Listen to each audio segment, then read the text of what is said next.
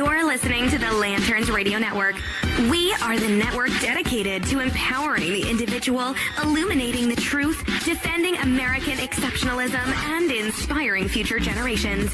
Stay connected and get involved at lanterns.buzz for great radio. Get commentary and news of the day. Lanterns.buzz.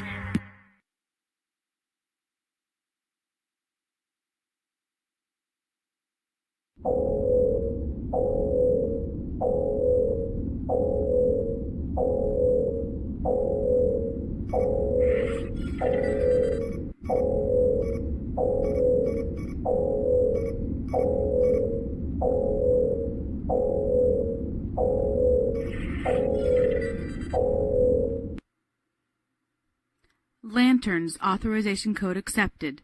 Logging in. Your access to the HoloNet has been approved. Please stand by.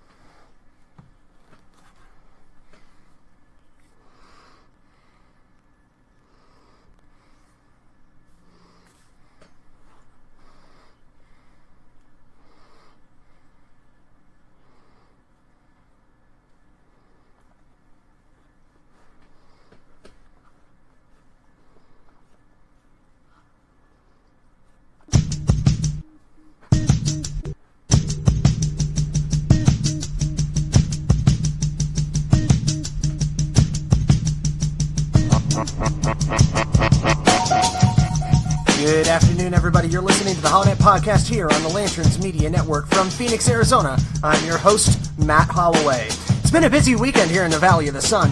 Yesterday, we had a rally in the park, MAGA in the park, actually, which was put on by several patriot groups, attended by such luminaries as former Sheriff of Maricopa County Joe Arpaio, Senate candidate Dr. Kelly Ward, among others there, such as Kelly Townsend, I believe, was present. And then, today, progressives struck back. And Mr. Bernie Sanders, that's right, our old Bernie Bro in Chief, Senator Bernie Sanders, decided to hold a show of his own at the Mesa Amphitheater with Raul Grijalva, among others. I listened to it, so you don't have to. We're going to start with that now on the HoloNet Podcast here on the Lanterns Media Network. Stick around.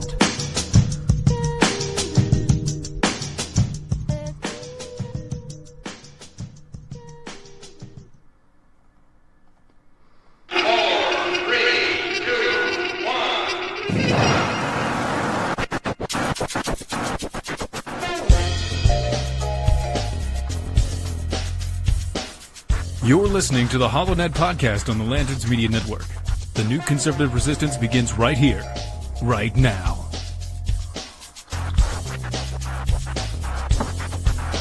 I will build a great, great wall on our southern border, and I will have Mexico pay for that wall. Mark my words.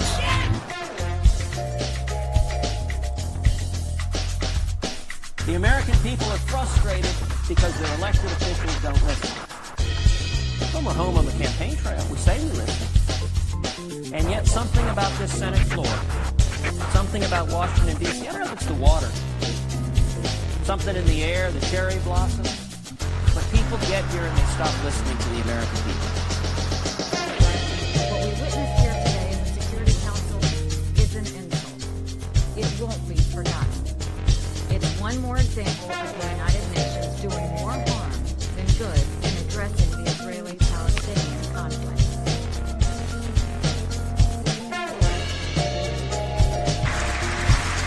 My duty, and the sacred duty of every elected official in this chamber, is to defend Americans, to protect their safety, their families, their communities, and their right to the American dream. Because Americans are dreamers too.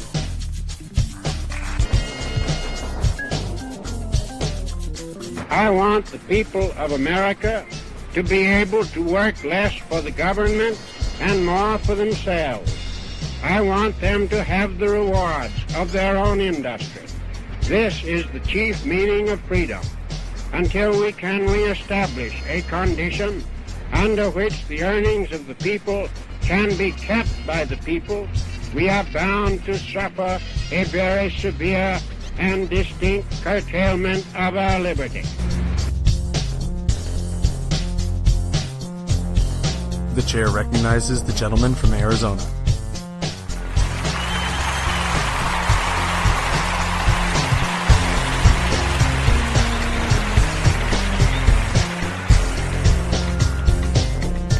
Thank you, everyone. Thank you. Senators, members of Congress, Mr. Speaker, and Mr. President. You had one damn job. Seriously. Allied reinforcements have arrived from the west.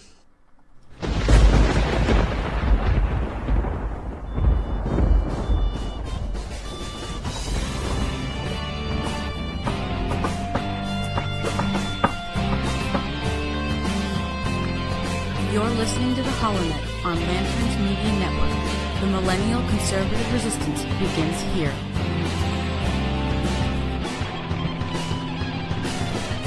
Oh, dear God in heaven, you bet your sweet Aspercream, not a sponsor, but that's right, you're listening to the HoloNet podcast here on the Lanterns Media Network, coming to you from beautiful western Phoenix, Arizona. Here we hold the line against the night, and at lanterns.buzz we are here to fix the machine. You can find what we're doing on theholonet.com. Follow us on Twitter at theholonet, facebook.com/holonet. We are streaming live on Facebook right now, just the way I like to. Got a couple people watching. How we doing, Ted, Jimmy? Glad you can join me. Anybody else, make sure you like, share, spread like the plague that we all know that constitutional conservative thought is to those of a progressive persuasion. I'm a little bit wound up today. I'm a little bit pissed. Here's why. Because Bernie bro, how dare he saunter his poorly coiffed 70-something-year-old behind into my fine desert abode and taint it with the message of progressivism. Now, before we get into this, I did want to say there were a couple of people who deigned to interrupt the Raul Grijalva and Bernie Sanders brotherly special. I don't recommend this, and here's why. Progressives and Antifa types and all those hacks love to jump into conservative constitutional patriotic events and disrupt, decry, and basically make arses of themselves. We, however, are better than that. We are better than that, and damn it, you know we're better than that.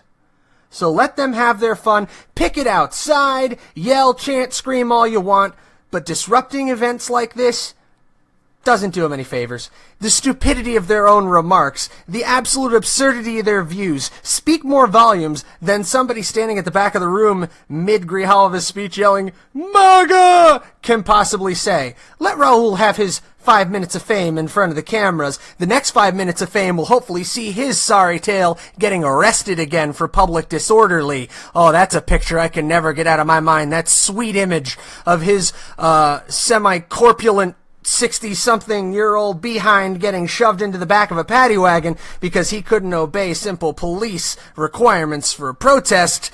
Yeah, that's gotta suck. So, without any further ado, we're going to start diving on in headlong, head first, brace yourselves, this is gonna get ugly, into Bernie Sanders' Arizona Odyssey. So, I watched this so you wouldn't have to. Was on the line with a good friend of mine, Steve, earlier today. Steve, what are you at, buddy? And I told him that this was some straight-on, full-out, cerebral hemorrhage-inducing crap to listen to. I really tried to get all the way through Raul Grijalva's remarks, but I was slamming my face so forcefully into the kitchen table, I think I might have disrupted my son Jack from eating his lunch. So I felt that wasn't a good look. He shouldn't see his father's self-inducing blunt force head trauma. So, yeah. I did call out a couple of fun things from this Bernie Bro bash. And there's a Facebook video up there on Bernie Sanders' Facebook page if you want to watch the whole hour and 4-minute long god-awful tirade. But there's a couple of points here, and I apologize. I give some of these in the negative timestamps because it's a little easier to read on the Facebook. So, first timestamp is positive numbers, though, so I apologize. 30 minutes, 15 seconds in, Bernie talks about a woman he met at the hotel. And, this is just so annoying. I think I'm going to actually pull it. I'm going to pull it real quick, and we're going to get right to it. 30 minutes and 15 seconds into this spiel, he tells us the story of somebody he met working for the hotel who waited 7 hours in line to vote. Check this out.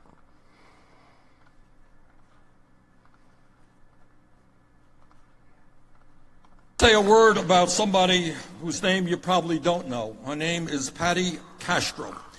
And Patty works in a hotel here in Phoenix, and I just happened to bump into her last night. And she said that during the 2016 presidential primary election, she waited online for 7 hours in order to vote. 7 hours.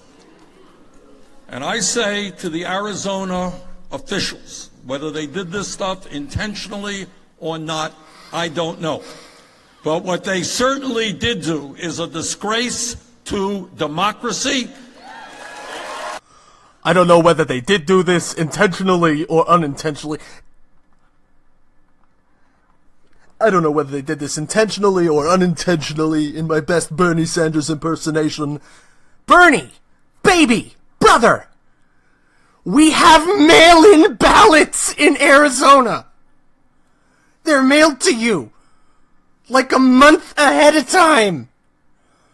This Arizona polling place issue, they moved the polling places, is the biggest pile of horse I have ever heard in my life. We have almost a 100% mail-in ballot system here.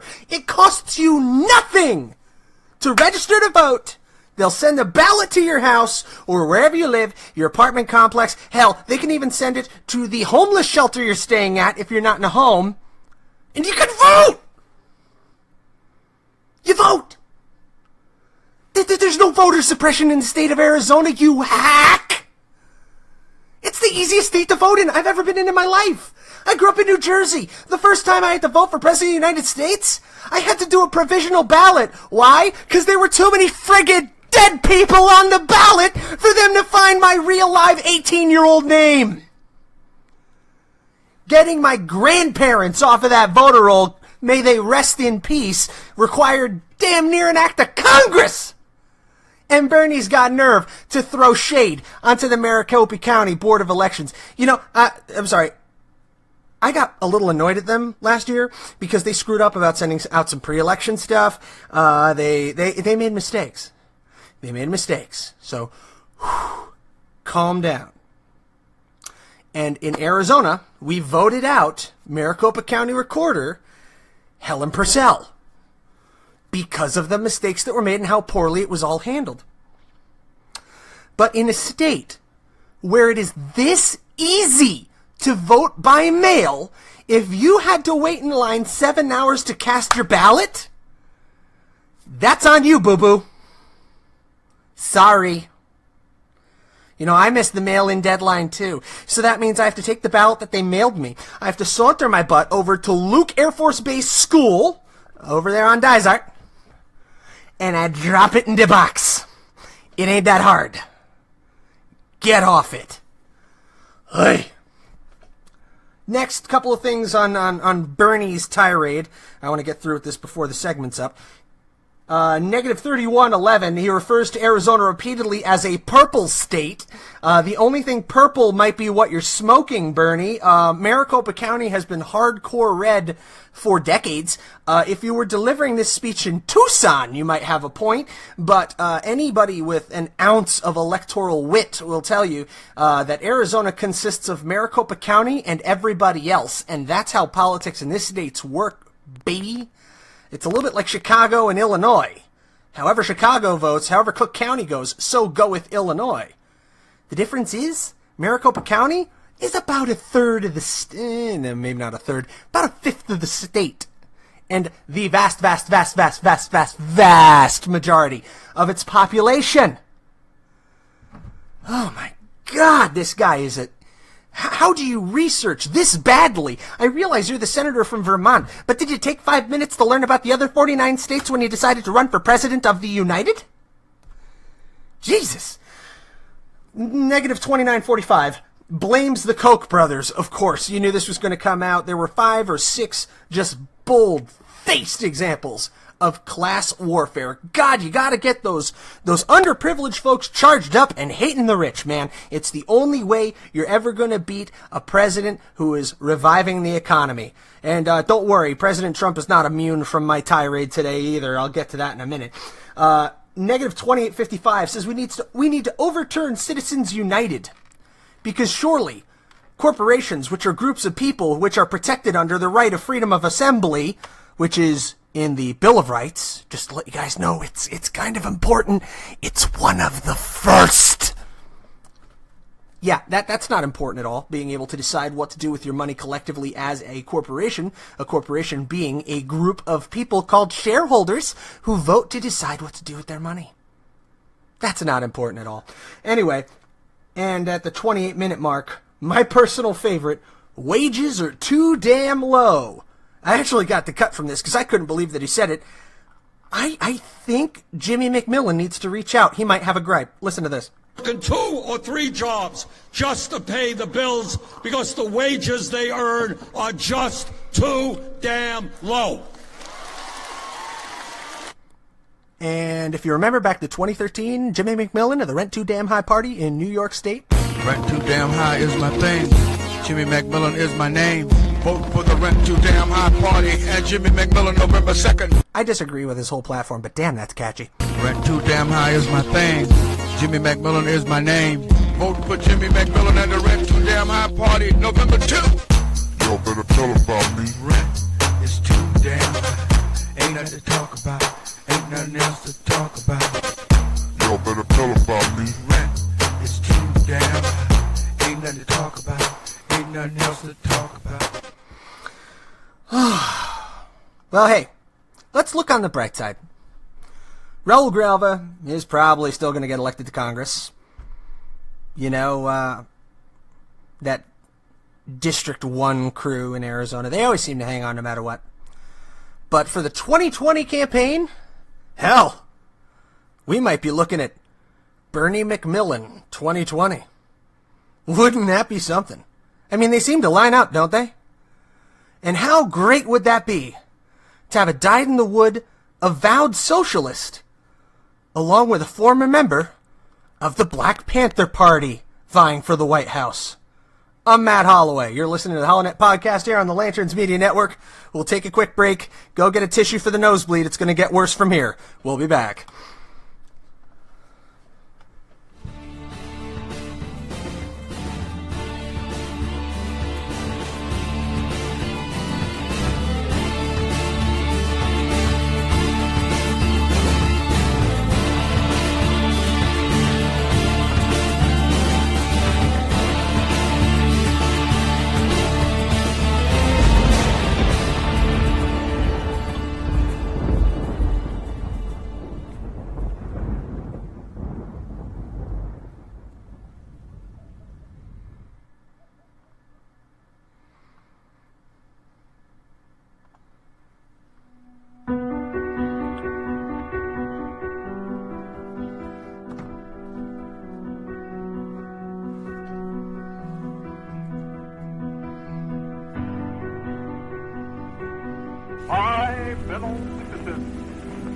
recent events have imposed upon the patriotic people of this country a responsibility and a duty greater than that of any since the Civil War.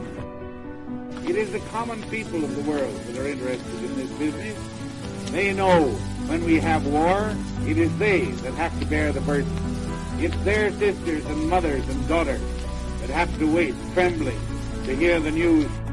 We are called as a people to give testimony in the sight of the world to our faith that the future shall belong to the free. Since this century's beginning, a time of tempest has seemed to come upon the continents of the earth. I would remind you that extremism in the defense of liberty is no vice. And let me remind you also that moderation in the pursuit of justice is no virtue.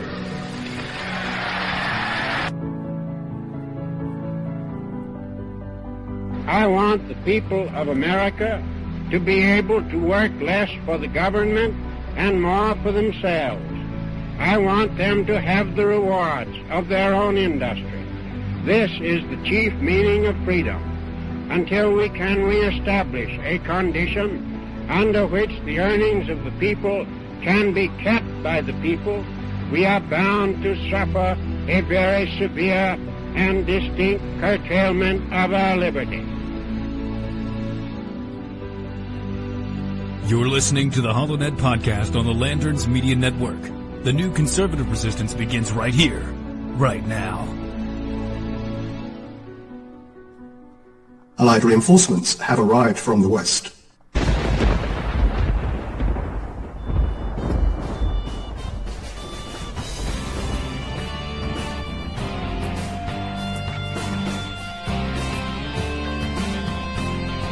You're listening to the HoloNet on Lanterns Media Network. The Millennial Conservative Resistance begins here.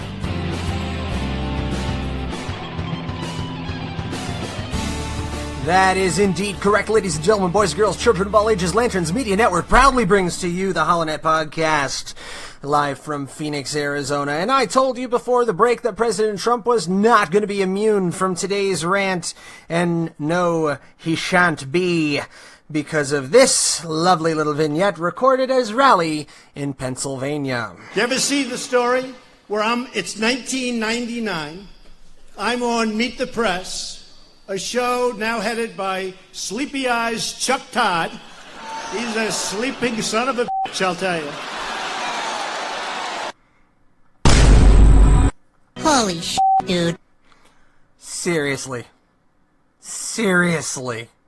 That is the President of the United States of America. One more time. You ever see the story where it's 1999, I'm on Meet the Press, a show now headed by Sleepy Eyes Chuck Todd. He's a sleeping son of a bitch, I'll tell you.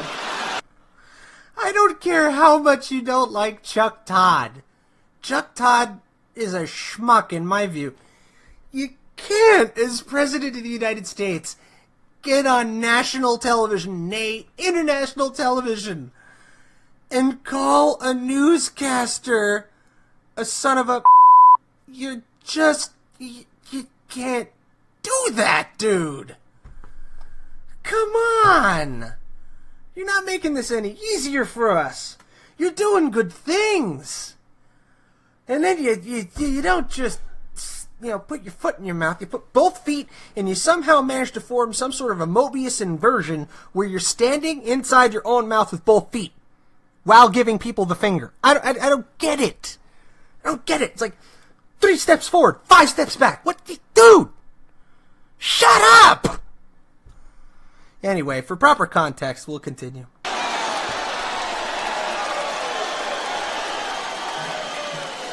And they showed it this morning, 1999, and I'm talking about North Korea. You got to take them out now. And then they have Clinton saying, we are pleased to announce that we have made a deal with North Korea. Well, you know how that deal turned out, right? We gave billions and billions of dollars and lots of other things. Here's what kills me about this, okay? he was objectively right. The president was objectively correct here. But nobody's going to care about that. Nobody's going to listen to that now because he started out by calling Chuck Todd from CNN an SOB. That's all anybody's going to carry. They're not going to start out that he was completely bold-faced, dead nuts on accurate. No. It's going to be President Trump once again defamed the media and violated the freedom of the press by calling the venerable Chuck Todd a son of a... And that's what the takeaway is going to be. It's no matter how right you are, if you present it in a wrong way, in a way that your foes, that your opponents can take advantage of, they're going to. And they're going to undercut you with it. They're going to cut your legs right out from under you. It's astonishing how you can be so right and so wrong in the same soundbite. How you can deliver something that should be a great victory for yourself, but deliver it so badly that it crushes any meaning. And it's frustrating. Oh, God, is it frustrating. I mean, I didn't start out as a Trump supporter. I didn't. I was a Ted Cruz supporter, big one. You know, I said President Trump was going to be a nightmare. You know, I didn't think it was going to work out well. I didn't think it was going to do half the things they said it was going to do. You know, he's proved me wrong in a lot of respects, and I'm glad to be proven wrong. But then it's good thing, bad thing. Very, very good thing. Completely overshadowed by incredibly stupid bad thing. Every damn time. And I just wish wholeheartedly that history will remember him as one of our greatest presidents who accomplished some of the most good. And I'll tell you what absolutely terrifies the left. There are two things. Number one, there have been rumblings, and some of this comes from Breitbart, so question your sources always. You know, question with boldness the very existence of God, for God would rather honest questions than, you know, blindfolded fear. But apparently, there have been a lot of real quiet rumblings in the White House about an impending Israel-Palestine solution. And that just absolutely terrifies the left. And the progressive left and Europe and the UN type. It scares everybody to death. Why?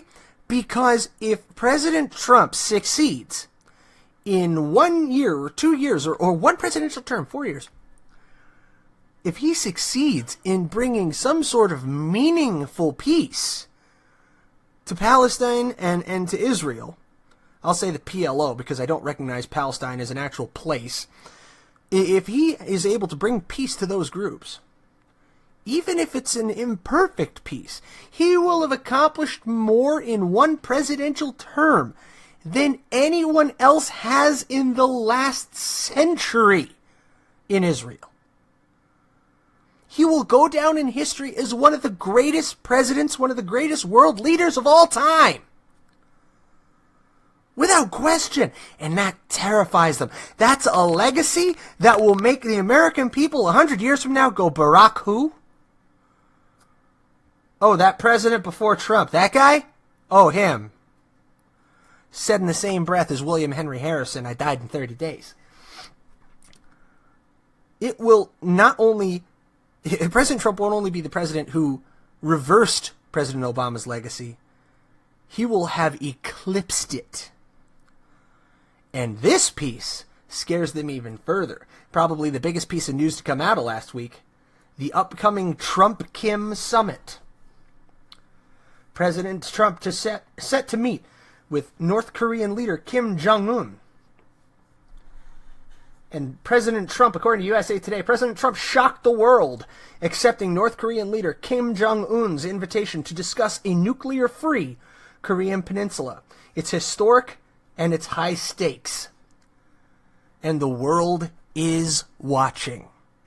Could you imagine, and I don't want to jinx this one, could you imagine if President Trump actually came to a peaceful arrangement with North Korea, if the path was paved, if not for Korean reunification, but for at least demilitarization and coexistence, if the DMZ could be opened and free trade and commerce flow back and forth between the North and South outside of the specter in the shape of a mushroom cloud. Could you imagine that? The Democratic Party in this country does not want that to happen. They are terrified of it. Because again, this one act would cement President Trump's legacy for all time. He wouldn't need a second term. But damn if he wouldn't get it. That's a showstopper move. Bust out the Mortal Kombat. Finish him. It's over, man. If you have a president who has a path to peace in North Korea, and what some are calling a credible plan for Israel,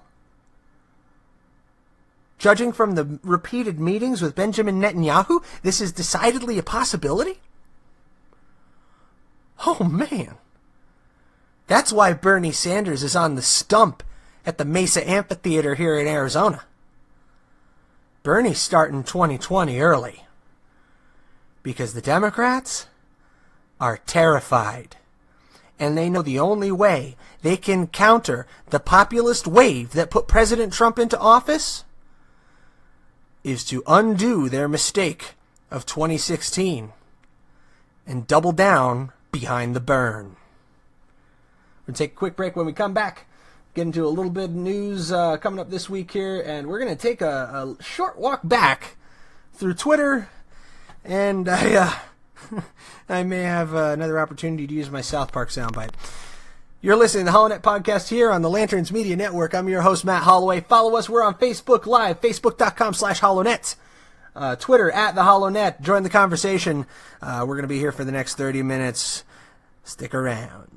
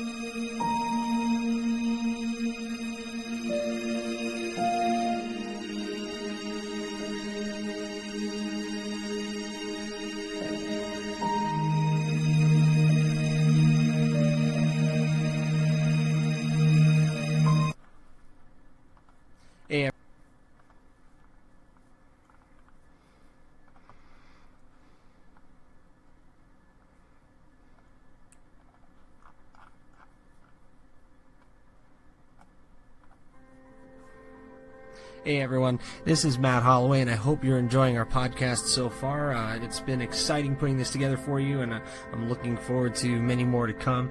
I did want to let you know that in setting up the HoloNet and getting everything launched here, we've gone ahead and set up a page on Patreon.com. Now, if you haven't heard of Patreon, Patreon is a website that's similar to other crowdfunding sources that allows you to support on a month-to-month basis those sources, those artists, and those groups that you really care about and that you're passionate about. And I hope that we can ignite passion in a lot of people to become more involved in the political process, and also to become involved in the conversation and to keep that political dialogue alive. So I'd like to humbly ask you today to consider becoming a patron of the HoloNet on Patreon.com, and you can access that at Patreon.com/TheHoloNet. We have various levels of patronage. You can become a patron for as little as $1 a month, which unlocks exclusive content for the Patreon community, such as a feed of patron-only content. Then you have a $5 option, which gives you behind-the-scenes access to blog about the different inspirations that we have. It'll give you access to patrons-only polling. And then we have a $10 option, which gives you a signed digital poster, plus everything else. $20 option, which gives you name in the credits on the site, and all other rewards. And we even have a segment sponsor package available on Patreon, which is $125 a month, which entitles you and your business to a 60-second ad as a segment sponsor during the podcast, of course, subject to content approval. So if you would like to become a patron of the HoloNet, we would be greatly thankful to you, and it's going to go toward a solid cause of generating this sort of millennial constitutional conservative content that is so lacking in our media today. So thank you for your time, for your consideration, and for being a part of the HoloNet. Here we hold the line against the night, and the millennial conservative resistance begins here. Allied reinforcements have arrived from the west.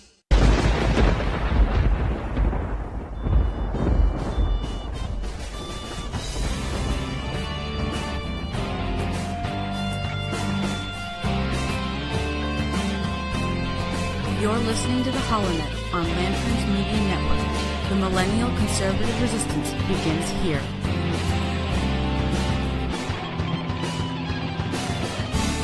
And we're back. You're listening to the HoloNet podcast here on the Lanterns Media Network. Wanted to go over the Twitter, hop on the Twitters, the tweets. If you haven't been paying attention to my Twitter feed, shame on you. You got to check that out, because I post some fun stories. Last week, right after our show concluded, actually like several hours after, I had reposted a story from The Blaze. Study shows most Americans blame government mistakes, not guns, for the Florida mass shooting in Parkland. That was a refreshing breath of fresh air. Yes, I ran out of words, and that happens when you're live. So I had posted, thank God for small signs of sanity. Notice I only see this from The Blaze. Fancy that. Because, of course, it doesn't fit the narrative, so why would the mainstream media carry that story? Doesn't make any sense.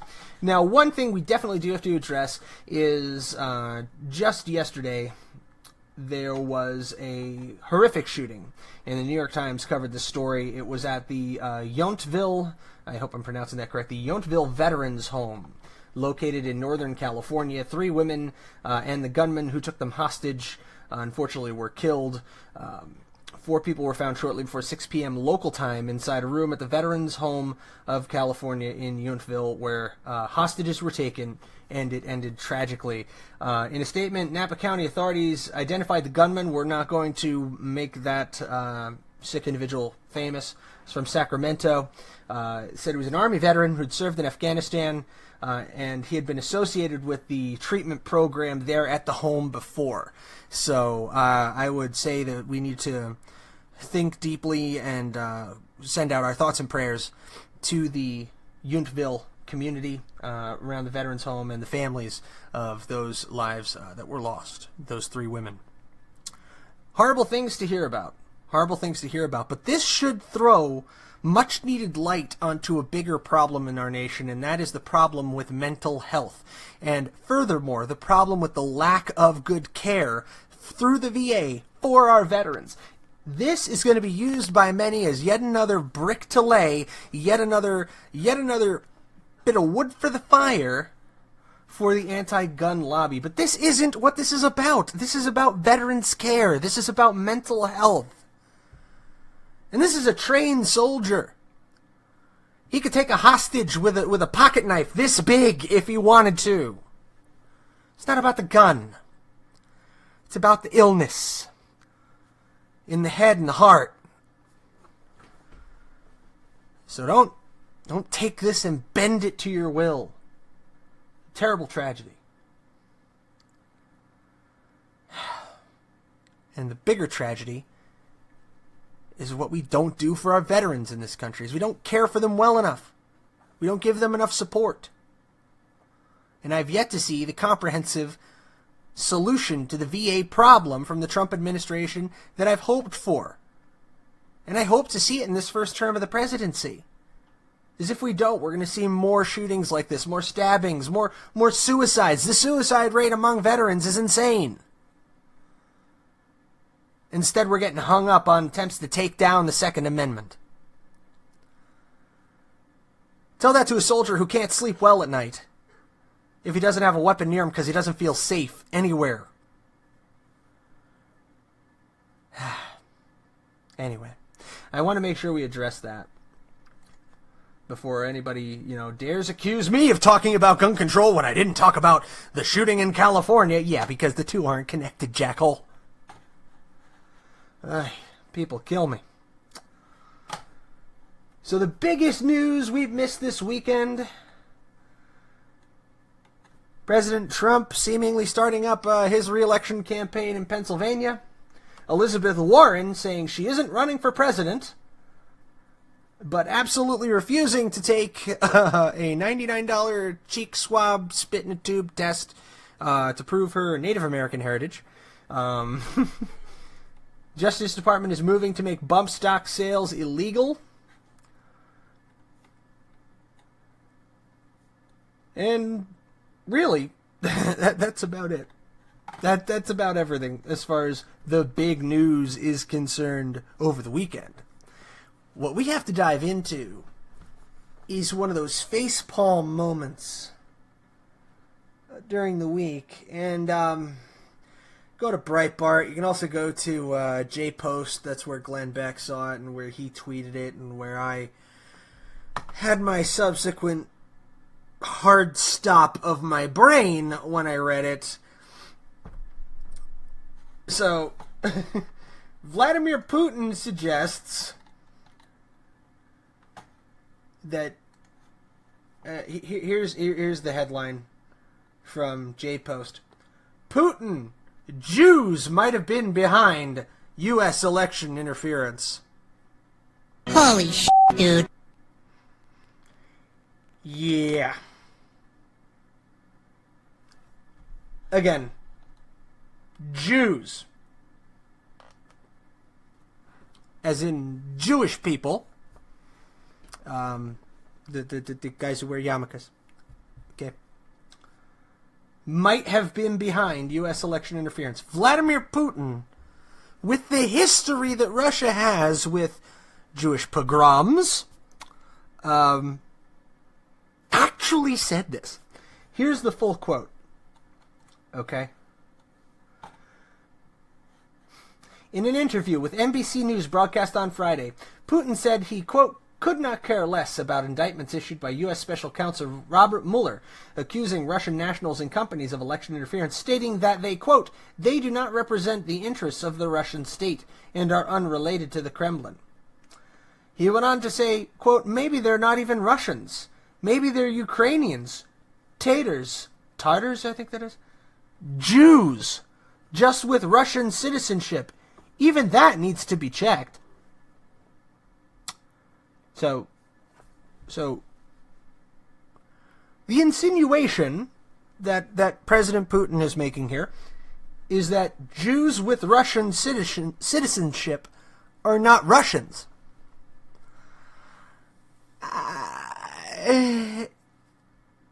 Really, dude? Really?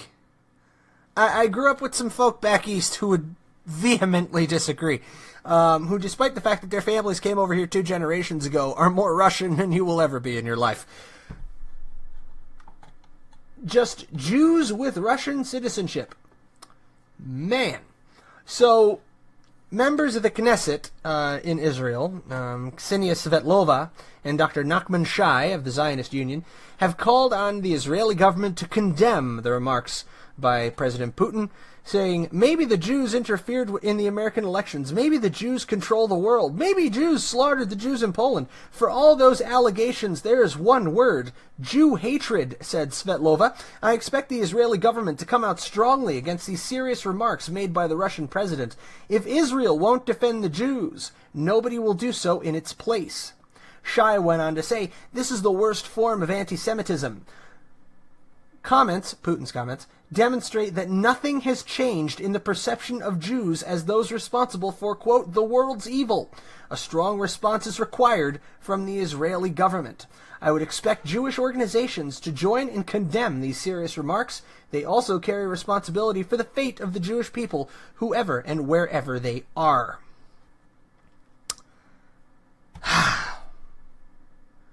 So that's kind of the big news this week. President Trump, calls a member of the press an SOB. President Putin says it wasn't us. It might have been them Jews. Bernie Sanders is campaigning in Arizona and seems to be ripping off lines from Rent Too Damn High Party candidate in the 2013 New York gubernatorial election, Jimmy McMillan. Following that, I made a tweet here that's gotten a little bit of traction. And I said, a bit flippantly I'll add, following the left's call for common sense gun laws to change purchase age to 21, we need to update the voting rights, enlistment age, alcohol, gambling, and tobacco ages to 21 as well. Since we've established that 18-year-olds are children and are too irresponsible to own a weapon. Cheers. Since we're doing the whole insane troll logic thing this week, I mean, it reaches a certain point where, along the lines of this show's title, you just gotta sit down, and I do this weekly. And I just sit down and I go, oh God, where do I start? What are the craziest things that I could talk about this week? What are the nuttiest stories that people are barely going to believe happened, but are indefatigably not fake news because they're coming from trusted sources or primary source material, so it's irrefutable? And every week, there's water in that well. It's a cup that never runs dry. And it's not getting better, it's getting worse. I mean, I might need to make a longer show for all the crap that we have to slog through that 10 years ago you wouldn't have conceived would actually be taking place in this country. President just hauling off and calling a member of the press an SOB. I mean, most people, I think, spat out their drink when they heard that one.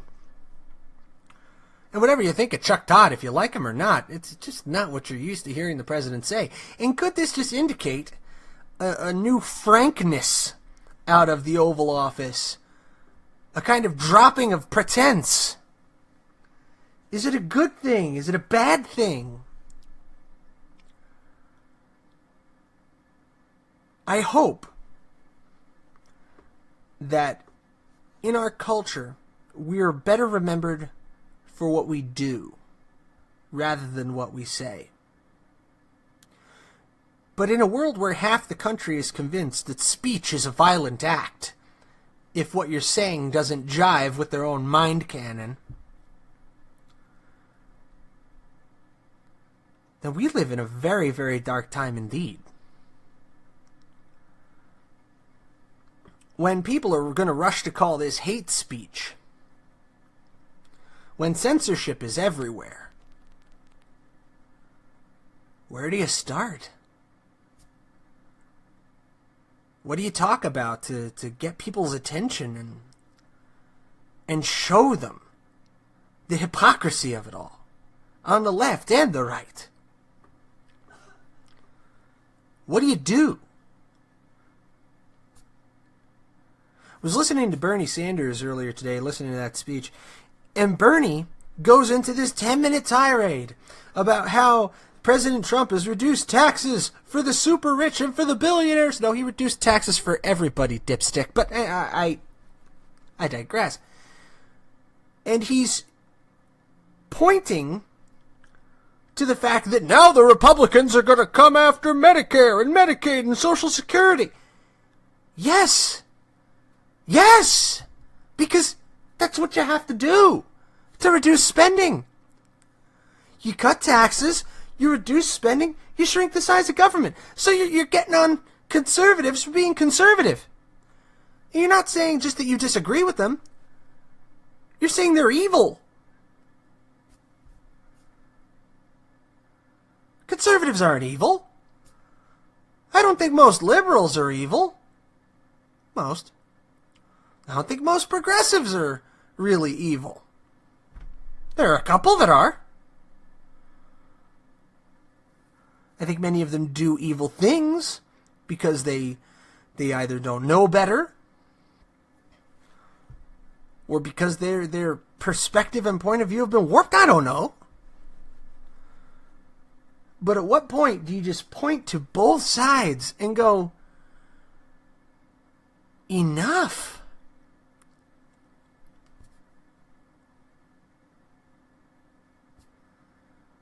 And as I said, sometimes you just gotta ask, dear God, where do I start?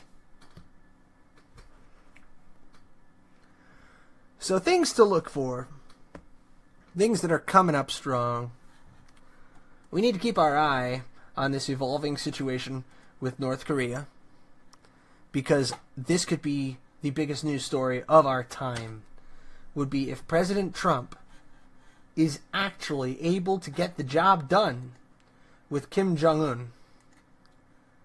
If he could make that progress and come away with even a small win on North Korea,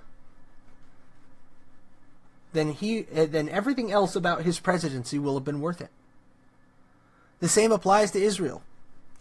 We need to continue to pay earnest attention to even the smallest overtures that the White House is making toward Benjamin Netanyahu and toward the PLO, because these could be greatly impactful. The moving of the American embassy is a seismic shock, and it's just the seismic shock that was needed to get both sides to the table. So it was a good move. And if we watch this administration, we watch this president, not for what he says, but for what he does,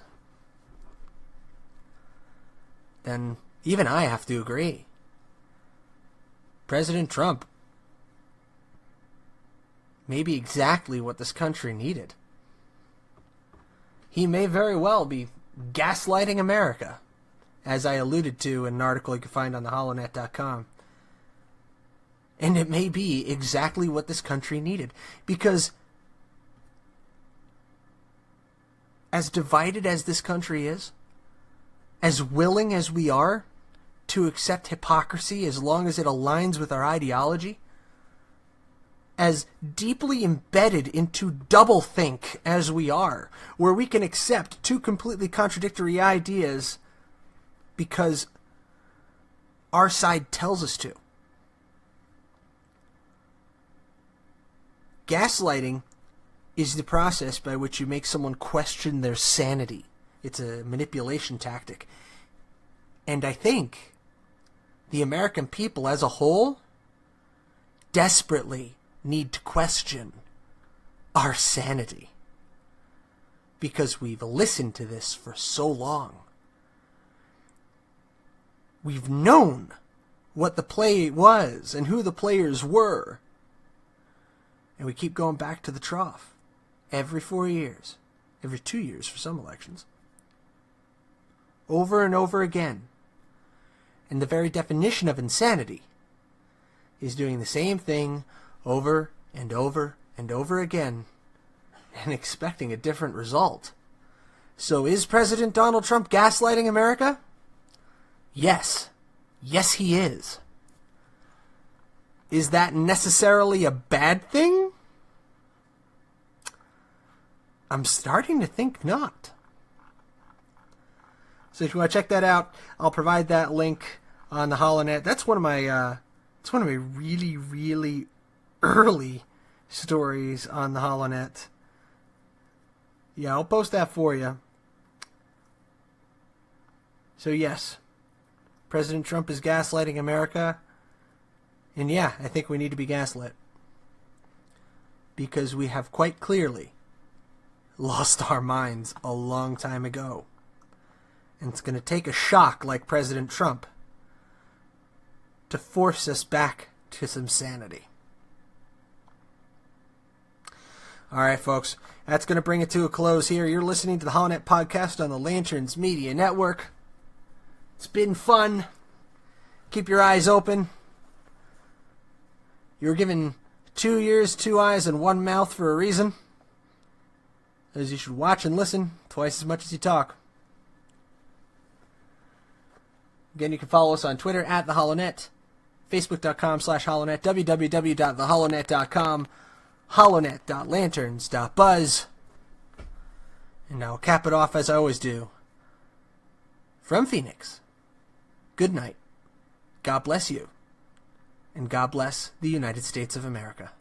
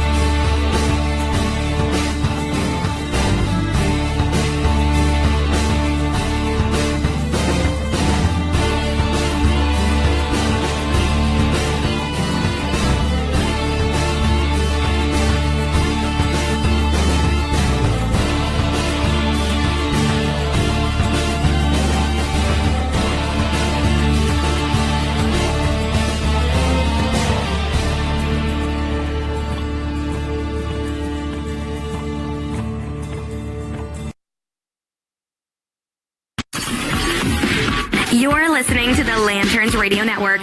We are the network dedicated to empowering the individual, illuminating the truth, defending American exceptionalism, and inspiring future generations. Stay connected and get involved at lanterns.buzz for great radio. Get commentary and news of the day. Lanterns.buzz.